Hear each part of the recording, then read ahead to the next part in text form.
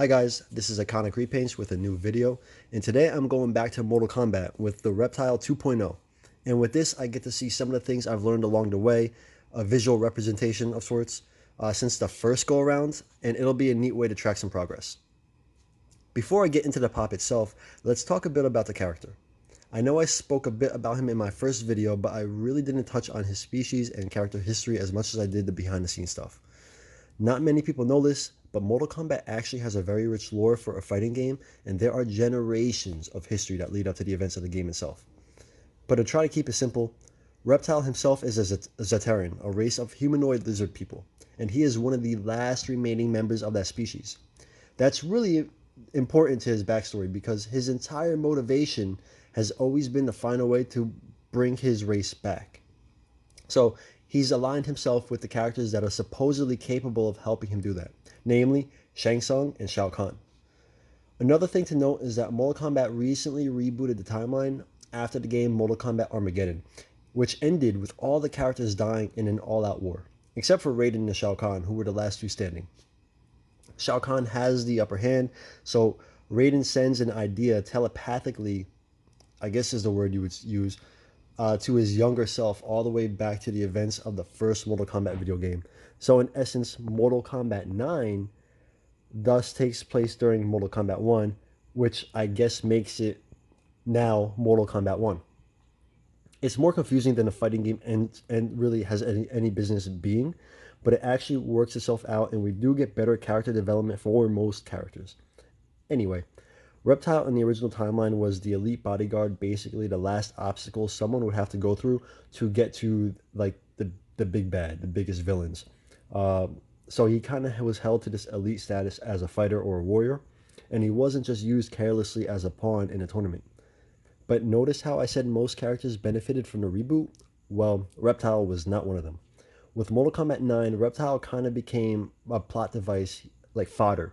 And he was like the jack-o'-lantern from Marvel Comics. It's a character that you kind of just use when you needed someone to be beat by the heroes without major consequence to the storyline. You just, you know, to fill a need for action.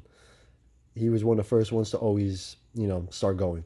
So I don't think he ever beats anybody of significance in the story mode of Mortal Kombat. Maybe Cabal before he really had his abilities, so that's not even saying much. He gets beat up on in most of Mortal Kombat X and its counterpart comic book series. And in the animated movie Scorpion's Revenge, he is one of the first to go, along with Baraka.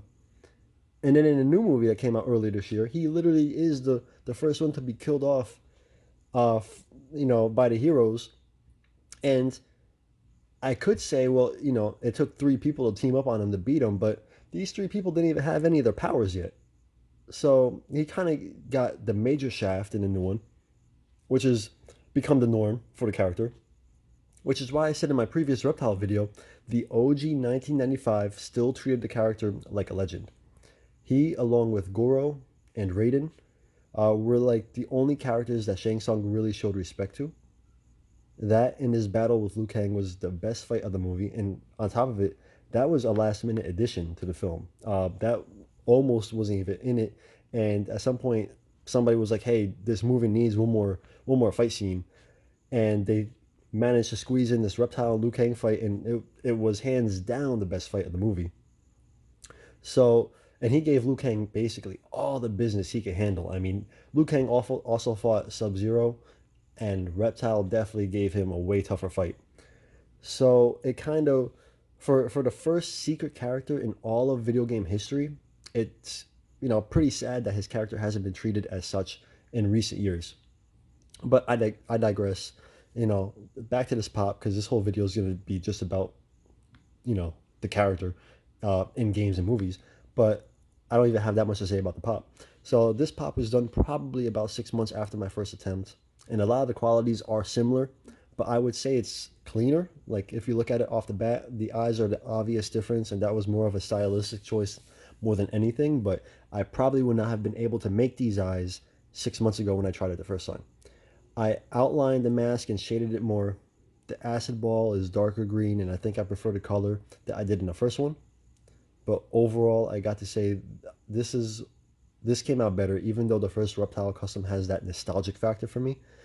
But I'm going to wrap this one up right here, as I've made the video longer than I expected already. Also, don't forget to check out the Instagram page to see the newest customs. There's things way newer than any of this. I'm still trying to catch up. And that's coming. These are all going to come down the pipeline. My goal is to get them pretty much, even YouTube with Instagram. But yeah, Instagram, it's iconic_repaints. Peace.